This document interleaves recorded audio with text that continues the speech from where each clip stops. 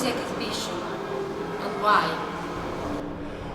The main reason is to give young people a chance to look into the workshop of one of the great filmmakers of his generation. Stanley didn't talk much on television or on radio. That was not his style, but he never threw away his professional papers. We have them going back to his early films. So we had an enormous archive, really, to deal with. And the Film Museum in Frankfurt suggested that we make an exhibition. They financed it, they built it up. It took almost a year to do so. And we started in Frankfurt, and it was a huge success. It then went to Berlin and to Melbourne in Australia and to Ghent and to Zurich, and it's now in Rome, which I consider a coronation. It's fantastic in this great building, in this wonderful movie city. Italy also was always a country that liked Kubrick, and his films were very successful in Italy. So I find it great and very satisfactory that the exhibition is here.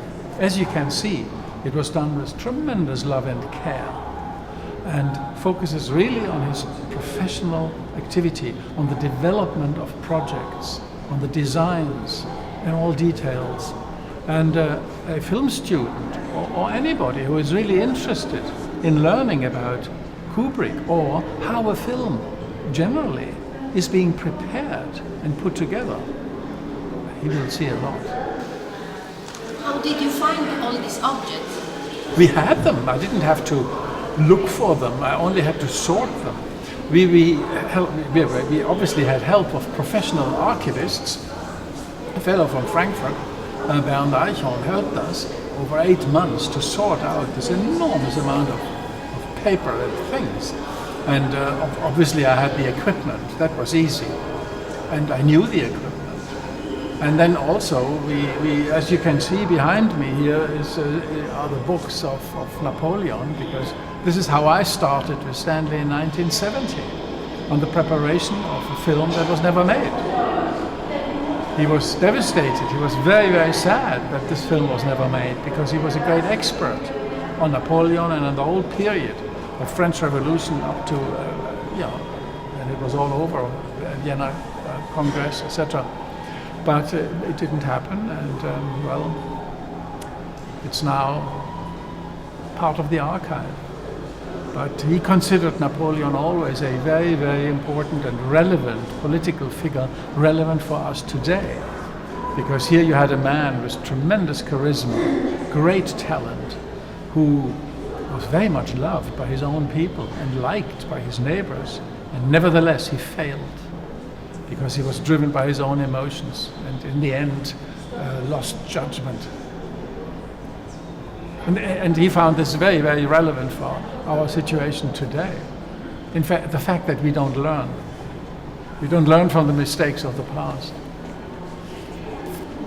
So this would have been a very serious film, and at the same time a big canvas with intrigue and love story and fantastic locations. I mean, everything you could think of, all elements that make a good story are included in Napoleon. Things we fear and things we love. A story that is bookended by dream and by nightmare. So after a film, he took everything from his office, put it into trunks, labeled it Dr. Strangelove, and put it away. And it was never opened in 40 years. Or Barry Lyndon, or Killer's Kiss, or whatever it is. Why did he not throw them away? I don't know. I think because he had in mind, later on in his life, to let other people look at them. I find great justification for this exhibition in the fact that he didn't throw it away. And what did you think about order? Oh, he was not orderly. In his mind he was orderly. In his office he was not. He would have liked to be orderly, but that's something else. But he was very orderly in his mind and in his thinking. Can you tell about this exhibition? How did you make it? and what kind of objects are inside. Yes, we have chosen those elements for this exhibition that we think a film student or the normal movie-going interested people would be interested in. Not make it too complicated, but clearly see, for example, script pages with corrections, books with handwritten notes and underlining certain sentences because they found their way later on into a script, or production schedules, budget, enormous amount of drawings, etc., etc. So things which can be absorbed fairly quickly, including all the advertising, the posters, the equipment, endless photographs, things which are suitable for an exhibition. It's very, very hard to exhibit internal thoughts or to exhibit real purpose, but it is relatively easy to exhibit items which are recognizable, particularly by people who know his films, and there are many people who know his films. And they will be fascinated by having a look into this workshop. Yeah.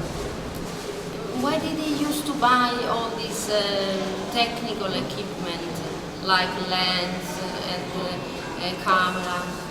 All right. I mean, there are two reasons. First of all, he wanted to make sure he had the best lenses available. So he bought them and he selected them usually from a batch, doing lens tests, etc., etc. And the companies supported him. Ariflex supported him. He always had tremendous affinity with this company. They gave him whatever he wanted and he could select it.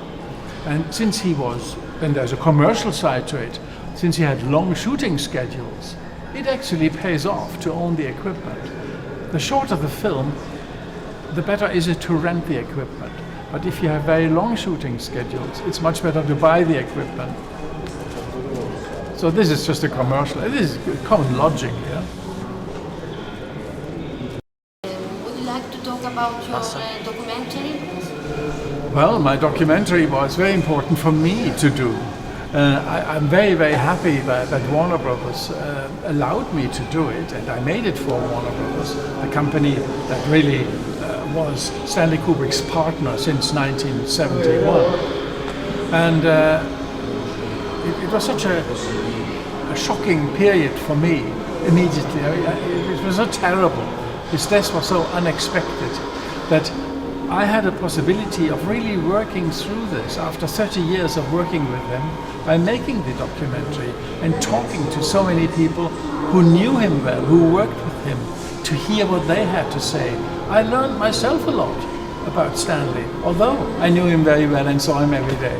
Yeah. Can you tell something about his personality? He's such a complex person that it's very hard to put sort of brief headlines to him. He was certainly a man who demanded an enormous amount from himself in the first instance. Until he was satisfied with what he did, that took a long time. And that is why it was also easy for all the others to take the pressure, because they knew he was not only demanding for them, he was particularly demanding on himself. He always said it isn't necessary to make a film. I mean, lots of films are being made. So if I want to make a film, it has to be so that an audience walks out enriched and satisfied. Oh, this didn't happen with 100% of the audience, of course not. Since his films were complex and difficult sometimes, he had to reckon that he will lose a big part of the audience and also of the critics, which was always the case. What's important is that enough people remain that realize that he was an artist, that he had something to say on screen that was otherwise not easily available. And yes, that's why he was also very successful in the end. Yeah. And you have been his producer for many years. Yes. Can you give a suggestion to a young director? It's very, very hard to put this into glib sentences. I mean, very typically,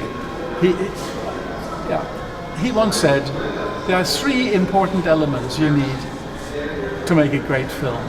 A great beginning, a great ending, and something very good in the middle. Now this sounds like a joke, but if you look at his films, you will see that he paid particular attention on the beginning of a film to gain the attention of the public, and also to the ending, which usually was enigmatic, maybe not absolutely clear, but always very much to the point, whether this is 2001 or Full Metal Jacket or Eyes Wide Shut.